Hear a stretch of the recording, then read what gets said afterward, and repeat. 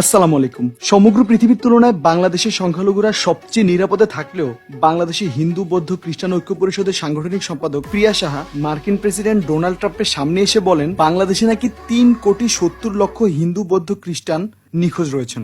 Sir, I am from Bangladesh and here is the 37 million the Hindu, Buddhist and Christian are disappeared. 3,70,00,000 যেখানে মিয়ানমারের সংখ্যালঘু নির্যাতনের ফলে বাংলাদেশে 10 লক্ষ রোহিঙ্গা এসে আশ্রয় নেয় আর সেই খবরে সমগ্র বিশ্বে তোলপাড় হয়ে যায়, সেখানে 3,70,00,000 বাংলাদেশি হিন্দু বৌদ্ধ খ্রিস্টান গুম হয়ে গেল, অথচ সেই খবর কেউ জানলই না। এটা তো আসলেই অসম্ভব। শুধুমাত্র পর্যাপ্ত পরিমাণে পড়ালেখা না করলেই কেউ এমন কথা বলতে পারে। Is the 37 million the Hindu, Buddhist and Christian are disappeared. আফসোস লেখাপড়া কিছুই শিখলো না। গাঞ্জা খাই কুল পাই না, লেখাপড়া করবো কোন সময়? প্রিয়া সাহা এমন একজন মানুষের কাছে নালিশ করেছেন যিনি মনে করেন মানুষের কিডনি হৃৎপিণ্ডে থাকে। The kidney has a very special place in the heart. The kidney has a very special place in the heart. The heart.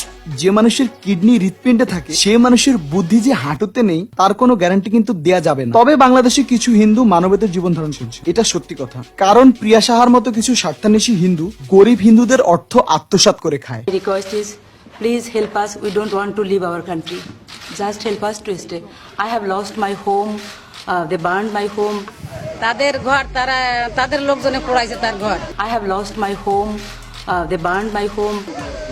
তার ঘর না, তার ভাইয়ের ঘর, ভাঙা একটা ঘর। তাদের ঘর তারা পোড়াইয়া এইখানে অন্য অন্য মুসলমানের বিরুদ্ধে, অন্য হিন্দুদের বিরুদ্ধে এই মিথ্যা প্রবচনা দিয়া আজ আমেরিকা যে ভাষণ দিচ্ছে, কার নেতৃত্বে প্রিয় বলা কেন এই সমস্ত করতেছে বিদেশে যাই। এই প্রিয়া সাহা সারি নামে একটি এনজিও চালান আর এই এনজিওর মাধ্যমে হিন্দুদের জন্য আসা কোটি কোটি টাকার বিদেশি অনুদান তিনি সংগ্রহ করেন। সেই অনুদানের ছিন্নমূল্য সংখ্যালঘুদের উন্নয়নে ব্যয় না করে সমগ্র অনুদান নিজের পরিবারের জন্য ব্যয় করেন বলে এমন অভিযোগও এই প্রিয়া সাহার বিরুদ্ধে কিন্তু পাওয়া যায়। আপনাদের মধ্য থেকে সাধারণ হিন্দুরা যদি মনে করে থাকে প্রিয়া সাহা ডোনাল্ড ট্রাম্পের কাছে শুধুমাত্র হিন্দুদের উন্নয়নের জন্য এমন মিথ্যাচার করেছে, তাহলে এটি সম্পূর্ণ ভুল। প্রিয়া সাহা ট্রাম্পের কাছে নালিশ করেছেন শুধুমাত্র নিজের এনজিওতে বিদেশি অনুদান সংগ্রহের জন্য। এছাড়া এটি আরো একটি বিশাল বড় ষড়যন্ত্রের অংশ, যা সম্পূর্ণ ভিডিও দেখলে বুঝতে পারবেন। এবছরের 12 জুন প্রিয়া সাহা দলিত কণ্ঠ নামে একটি পত্রিকার ছাড়পত্র নেন। বিদেশ থেকে কোটি কোটি টাকার অনুদান লুটপাট করার আশাতেই এই পত্রিকা চালু করেছেন বলে জানা যায়। প্রিয়া সাহার মিথ্যাচারের উদাহরণ দিতে গেলে শুধুমাত্র দলিত কণ্ঠ পত্রিকাতে তার অঙ্গীকার নামার দিকে লক্ষ্য করলেই দেখা যায় তিনি বলেছিলেন গণপ্রজাতন্ত্রী বাংলাদেশ সরকারের স্বার্থবিরোধী কোনো সংবাদ তিনি পরিবেশন করবেন না। কিন্তু পত্রিকার ডিক্লারেশন পাওয়ার 1 মাসের মধ্যে তিনি যুক্তরাষ্ট্রে গিয়ে মার্কিন প্রেসিডেন্টের সামনে রাষ্ট্রবিরোধী বক্তব্য দিয়ে আসলেন। সমগ্র বাংলাদেশের 99% মানুষ প্রিয়া সাহার বক্তব্যের বিপক্ষে অবস্থান করলেও 1% হিন্দু কিন্তু প্রিয়া সাহার পক্ষে অবস্থান নেবে, এটাই স্বাভাবিক। সেই 1 ভাগ হিন্দু বাংলাদেশে জন্মগ্রহণ করার পরেও তারা জীবনেও বাংলাদেশকে তাদের নিজের মাতৃভূমি বলে মনে করে না। তারা ভাবে সালা বাংলাদেশে আর থাকবো না, এই দেশে হিন্দুদের কোনো অধিকার নেই, সালা চলে যাবো ইন্ডিয়া। কেন ভাই? সেখানে পিসি আছে, দিদা আছে, সেখানে চলে যাবো। ইন্ডিয়াই আমার সব, সেখানে গিয়ে পড়ালেখা করবো। শুধুমাত্র শিক্ষাক্ষেত্রের কথা বলে দেখা যায় প্রাথমিক শিক্ষা অধিদপ্তরের মহাপরিচালক হিন্দু, পাঠ্যপুস্তক বোর্ডের সচিব হিন্দু, কারিগরি শিক্ষা অধিদপ্তর মহাপরিচালক ও শিক্ষা মন্ত্রণালয়ের অতিরিক্ত সচিব হিন্দু, সৃজনশীল বাস্তবায়নকারী মাধ্যমিক শিক্ষা খাত উন্নয়ন কর্মসূচির যুগ্ম পরিচালক, সৃজনশীল পদ্ধতির বাস্তবায়নকারী মাধ্যমিক শিক্ষা খাত ও উন্নয়ন কর্মসূচির বিশেষজ্ঞ, ঢাকা বোর্ডের উপ কলেজ পরিদর্শক, চট্টগ্রাম শিক্ষা বোর্ডের সচিব, শিক্ষা মন্ত্রণালয়ের উপপ্রধান তথ্য কর্মকর্তা, বাংলাদেশের পাঠ্যপুস্তক বোর্ডের চেয়ারম্যান, ঢাকা বোর্ডের মাধ্যমিক ও উচ্চ মাধ্যমিক শিক্ষা বোর্ডের পরীক্ষা নিয়ন্ত্রক, শিক্ষা মন্ত্রণালয়ের উপসচিব, শিক্ষা মন্ত্রণালয়ের সহকারী সচিব, শিক্ষা মন্ত্রণালয়ের যুগ্ম প্রধান, শিক্ষা মন্ত্রণালয়ের অতিরিক্ত সচিব সহ বিশ্ববিদ্যালয় কলেজে অসংখ্য হিন্দু শিক্ষক রয়েছেন। সঙ্গে বাংলাদেশ পুলিশ, সেনাবাহিনী, বিমান বাহিনী, বিজেপিতে বিপুল সংখ্যক হিন্দুরা কাজ করেন।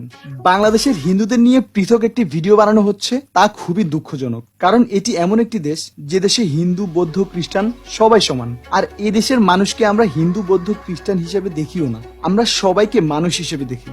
আর যার প্রমাণ আমরা দেখতে পাই বাংলাদেশ স্বাধীন হয়েছে তার অধিকার আদায়ের জন্য, ভারত এবং পাকিস্তানের মতো কোনো ধর্মের ভিত্তিতে নয়। কিন্তু এরপরও আমরা দেখি বাংলাদেশে জন্মগ্রহণ করা কিছু কিছু হিন্দু বাংলাদেশ এবং ভারতের খেলার সময় ভারতকেই সাপোর্ট করে। এই আজকে না বাংলাদেশ ইন্ডিয়ার খেলা? হ্যাঁ চল দেখি। কিরে তুই ভারতে যা শিখাই দিলি? সালা আমি তো হিন্দু, ভারতের জার্সি তো পরবো, খেলা দেখ। প্রিয়া সাহার মতো স্বার্থান্বেষী মানুষ এমন সুযোগ পায় কারণ বাংলাদেশে জন্মগ্রহণ করা কিছু হিন্দু হাজারো সুযোগ সুবিধা পাওয়ার পরও তারা বলে আমি হিন্দু বলে কোনো সুযোগ সুবিধা পাইনি। পড়া পারো না, দুধু খাও। সালা আজ আমি হিন্দু বলে সালা ফাটিয়ে দিয়েছে মেরে। আমি তো মুসলমান, আমার কেন মারলো? সালা তোর হিসেব আলাদা, তোকে আসতে মেরেছে। এটা কোনো কথা? এই যে আপনাকে বুঝলাম, এত সহজ একটা কাজ তারপর তো পারেন না, এটা কোনো কাজ হলো? দেখ মিয়া, বস আজ আমি হিন্দু বলে আমার সাথে এমন ব্যবহার করলেন। আজিব কাজের মধ্যে আবার কিসের হিন্দু মুসলিম? আমি তো নিজে হিন্দু। দেখ মিয়া, হিন্দু সংখ্যাগুরু রাষ্ট্র ভারতে বিজেপি সরকার আসার পর মুসলিমদের জোর করে জয় শ্রীরাম বলানো হয়েছে, গণপিটুনি দিয়ে হত্যা করা হয়েছে মুসলিমদের। ভারতের এক নারী রাজনীতিবিদ ভারতের পুরুষদের আহ্বান করেছেন তারা যেন রাস্তাঘাটে মুসলিম নারীদের পেলেই ধর্ষণ করে। ভারতের সরকারি চাকরিতে মুসলিমদের কোনো অবস্থান নেই বলে চলে। গোমাংসকে ইস্যু করে যেখানে সেখানে মুসলিমদের হত্যা করা হচ্ছে, যার কারণে ভারতেরই কংগ্রেসের রাজনীতিবিদ শশী ঠাকুর আক্ষেপ করে বলেছেন ভারতে মুসলিম হয়ে জন্মানোর চেয়ে হিন্দু হয়ে জন্মানো অনেক ভালো। ভারতের একমাত্র মুসলিম রাজ্য জম্মু কাশ্মীর, যেখানে 98% মুসলিম, সেখানেও সরকারি চাকরিজীবীদের ক্ষেত্রে মুসলিমরা 3%-এরও কম সুযোগ পায়।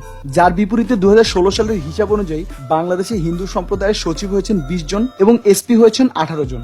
বাংলাদেশের 64টি জেলার মধ্যে 44টিতে ডেপুটি কমিশনার হিন্দু, 34 জন অতিরিক্ত সচিব, 131 জন যুগ্ম সচিব এবং 125 জন উপসচিব এখন হিন্দু। এছাড়া 53 জন সিনিয়র সহকারী সচিব, 96 জন সহকারী সচিব এবং 4 জন অতিরিক্ত বিভাগীয় উপকমিশনারও অমুসলিম। প্রিয়া সাহা বলেছেন বাংলাদেশে 3,70,00,000 অমুসলিম নিখোঁজ হয়েছে, অথচ বাংলাদেশের পরিসংখ্যান ব্যুরো 2014 এবং 15 মতে বাংলাদেশে হিন্দুদের সংখ্যা 10.7% বৃদ্ধি পেয়েছে। এত কিছুর পর আপনার কাছে মনে হতে পারে প্রিয়া সাহা বাংলাদেশের নাগরিক হয়ে কেনই বা বাংলাদেশের বিরুদ্ধে কথা বলবেন।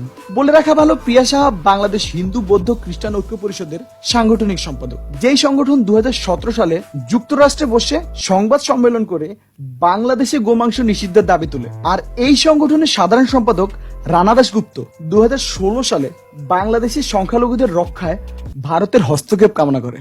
বাংলাদেশে গোমাংস নিষিদ্ধ করা এবং বাংলাদেশের অভ্যন্তরীণ বিষয়ে অন্য দেশের হস্তক্ষেপ কামনা করা, এটা কোন দেশের স্বার্থে সেটা আমরা সকলেই জানি।